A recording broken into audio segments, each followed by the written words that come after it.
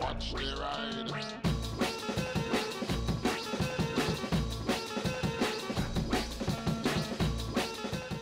Hey everybody, hope you're all doing alright out there. Hopefully this is the last episode in Motorcycle Maintenance 2024. This has been a series of videos working on my DRZ 400SM and my Yamaha XJ6. Check out the playlist if you would like to catch up with what's been going on.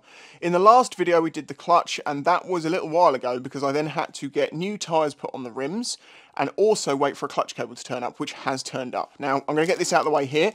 This clutch cable came from WeMotor.com and they have been supporting this entire build and my previous builds. WeMotor.com is a supplier of motorcycle parts, oils, lubricants, tools, all sorts of stuff. If you have a motorcycle and you need to maintain it, WeMotor.com can help you out.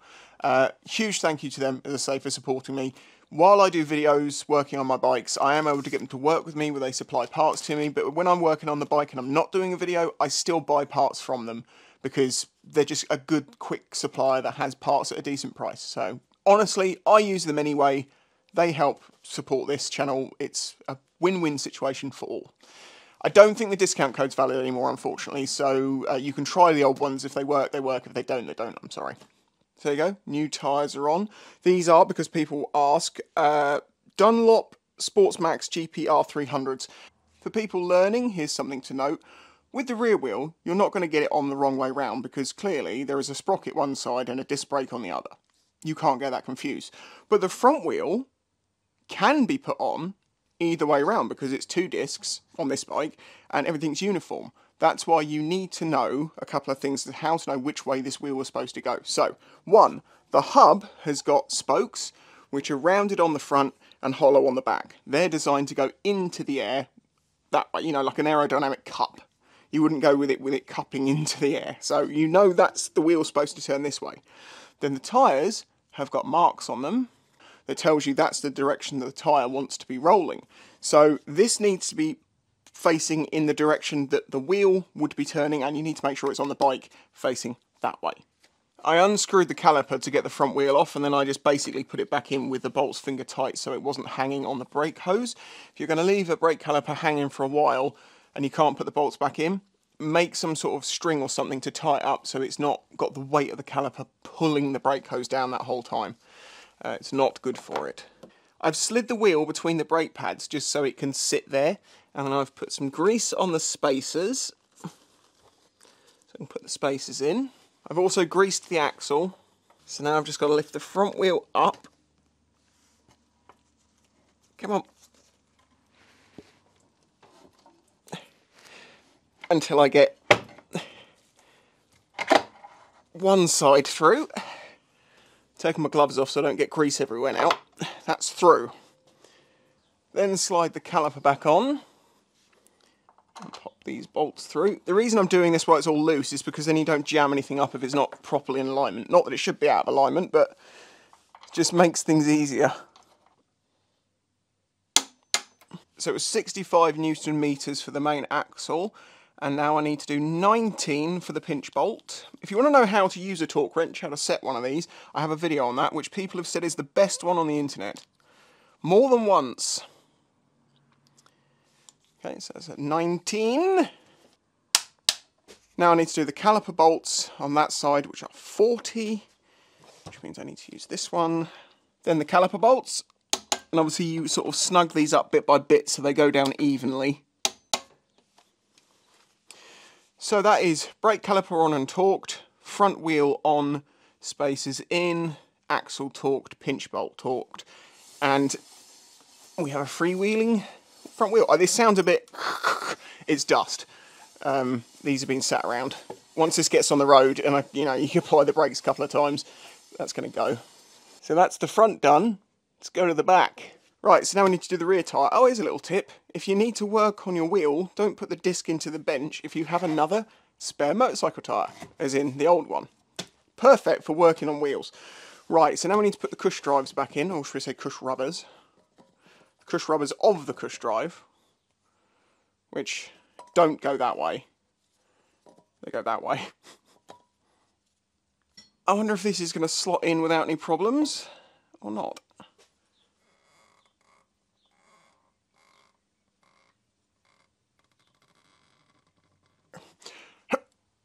Yeah, See, this is the issue. When I first put these in, as I mentioned in an earlier episode, I used a little spray of WD-40 to make them more slick so the two sides could go together. And I had a few comments from people saying that's going to turn those rubbers into complete goo because WD-40 destroys rubber. Now, as far as I know, this has been a bit of a fallacy for a while. If it is natural rubber, yes, I believe WD-40 can damage it. However, if it's a nitrile rubber, which is oil resistant, like these crush rubbers and basically every other rubber thing on a motorcycle, it doesn't do anything to them. So I don't think there was ever any risk of that. So doing that again is probably not going to annoy anyone. So instead, I'm going to use GT85, which is Teflon based. This probably absolutely destroys these, right? Yes, I am just trying to anger the internet. I don't actually think this will be a problem at all.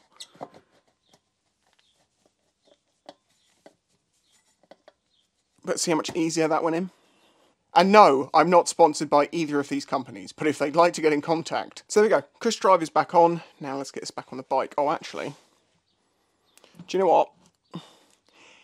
Give me a few minutes, I want to clean this stuff up. I'm just going to run it through the wire wheel, get all the gunk off of it. So I've cleaned up all those bits and pieces, got the grime off them, I'm going to re-grease them. I've also cleaned out the insides of these because the cassettes are a little bit mucky. In fact, that side was a little bit corroded from water getting in there and getting stuck in there. So I've cleaned that all out, re-greased it, and much better now. It's got that side of the axle through without knocking the spacer out, thankfully. So keep pushing it through. Set in the right place. There. This requires 90 Newton meters. That sounds a little bit high for such a small nut. It's a 22, but we'll see. So I'd probably stop around there.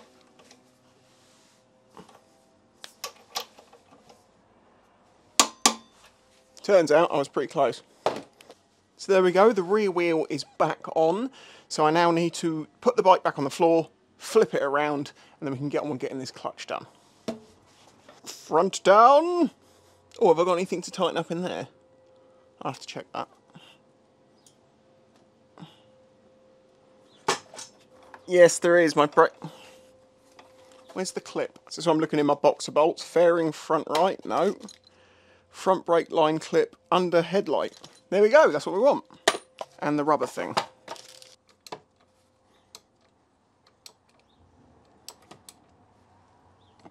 Now let's put the rubber bung back in the bottom of the tube, headstock tube. Right, I'm just removing the fairings from this side before I move it because I want to put the crash cage back on and I can't remember exactly which order the washers go. So I can just check the other side. Unfortunately, there was a bit of a bigger gap between me taking this apart and actually getting on with it, getting it done, which is why I always say about keeping things in bags and keeping notes of where things are. Skipping forward a little bit, as I'm trying to get the crash cage in and everything on, I've come to a point where I have an issue, which is I don't know what order some of these bits are supposed to go in. So I went and checked the manual, and they don't belong in the bike. The reason they're here is they're for the crash cage. There's basically spacers. So rather than there being a correct way, I'm having to do whatever fits. The problem is I don't even know what crash cage this is. I think it's an official Yamaha one from when the bike came out, but I can't find anyone that exactly matches it to know what kit came with that and how that was supposed to be put together. So yeah, it's just a big old confusion, really. Now that works, so I'm going with that. Right, I think that actually is the answer because it's accounted for everything. There was 2 extra spacers. Those spacers appear to go between the crash cage and the footrest, or should we say the arm.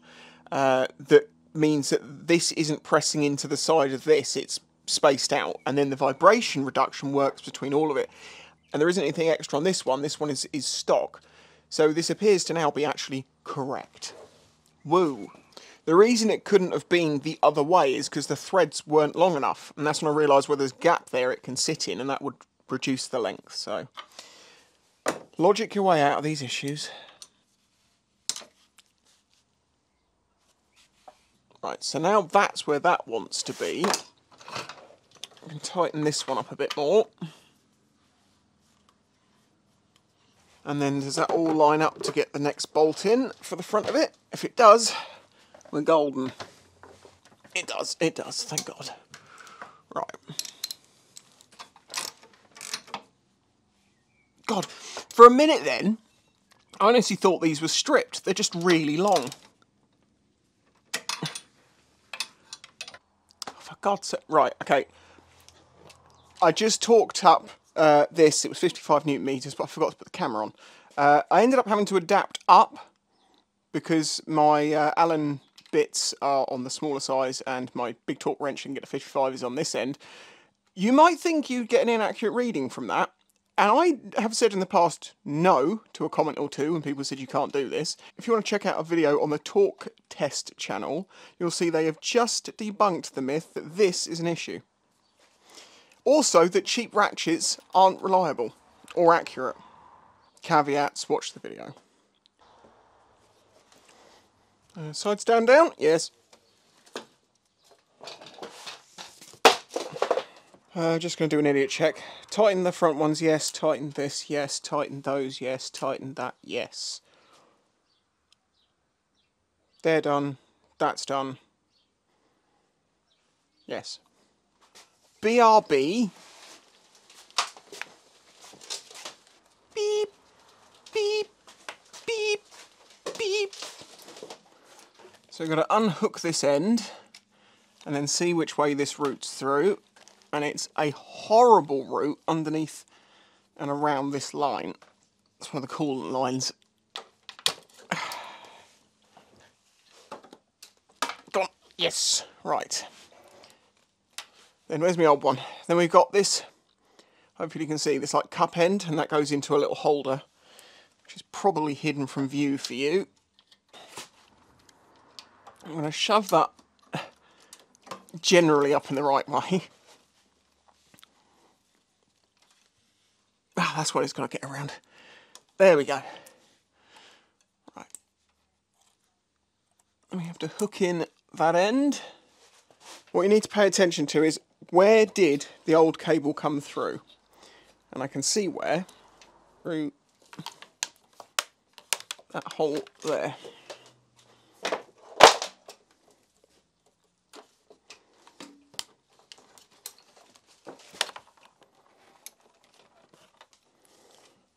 That, and then this comes across over here.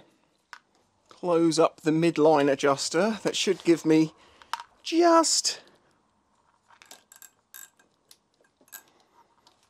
enough to get it in. Perfect. Right, so when you're setting up a new clutch cable, the way I would do it is get it all put in place, get the midline adjuster completely closed up. Go to the top end adjuster and screw it out just a little bit, so you've got a little bit of backwards and forwards movement for adjustment. So I'll put it there, but the clutch lever, as you can see, is still flopping all over the place. So that's where we come to the midline adjuster, and as you can see, if I pull this back here, you can watch it go back. Now I know you might want it to be nice and tight up against like this so it doesn't move. You don't want that, because it means your clutch isn't fully disengaging. You want just a little bit, not loads, but just so you know for sure that the clutch is fully disengaging. And the advantage of screwing the top adjuster out a little bit rather than having it at the absolute bottom is that for some reason you find that this isn't quite where you want it. You can't adjust back that way if you haven't allowed yourself some of that. Yeah. So it's about there, because that's fully disengaged with the clutch lever out. When you start to pull it in, it starts to move the actuation arm down here, but it's not really till you get to about, you know, here it's really having an effect on the clutch. So then remember that on your midline adjuster you have a lock nut that you have to cinch down. And if they're nice, they will have made these two different sizes so you don't need two of the same spanner. So I'm going to guess that this one's a 10, which it's not, but the body is, and this is an 11, or is it a 12? I've gone for 12 because it's a more common size. And they just go together like that. And that just lives in there like that. It looks tempting with this cable clip here to put this up in here. I don't think it belongs in there, because you need flexibility for when you move the bars left to right that it doesn't affect it. Yeah, see, if that was... Yeah, I think it's fine like that. That's the way it was before. So there you go, that's it. That's all it takes to put a clutch cable in and adjust one. Just make sure you repeat the routing of your last one. If it's got a midline adjuster, get that fully closed up. Open your adjuster out a little bit. Then adjust with the midline and make sure you've got a little bit of give and take on the top end, and then you're fine. And remember to lock those together. And also that fact of don't have it tight against the bar. You want a bit of play. In fact, I might even give that a little bit more. So all there's left to do now really is put the bodywork back on, but I want to test that the clutch is actually working like it should. Right, so neutral.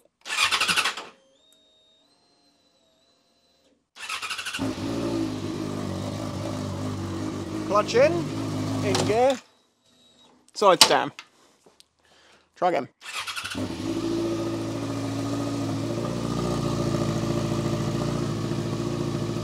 Yes! Perfect.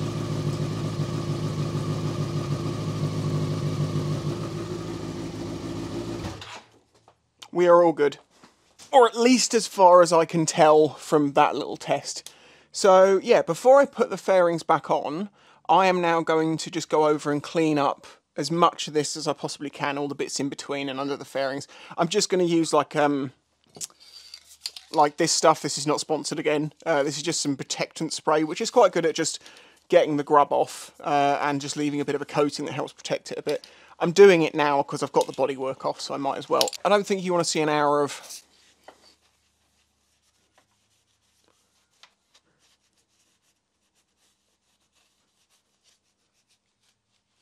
It's getting a bit boring, isn't it? Okay, well, what I'm going to do is I'm going to get on and do this with some music on. And then the next bit we'll be putting the fairings back on. Because Divvy, you're almost done.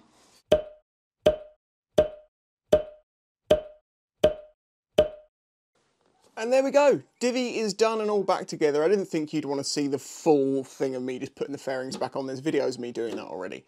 But she's now ready to go in for the MOT, and I have no reason to think she won't pass it straight away. She's looking great for 59,000 miles old and still going strong, will continue to go strong for a long time. I can't wait for the day it hits 100,000. So yeah, that is it. End of Motorcycle Maintenance 2024. Hope nothing goes wrong. If you've enjoyed this series or this video, please hit the like button. If you're new here, subscribe. And if you'd like to help support me, please consider doing that through Patreon. Links in the description. There's also a PayPal button if you want to just do a one-off donation. Just say, here's a beer for the series. It was good to watch.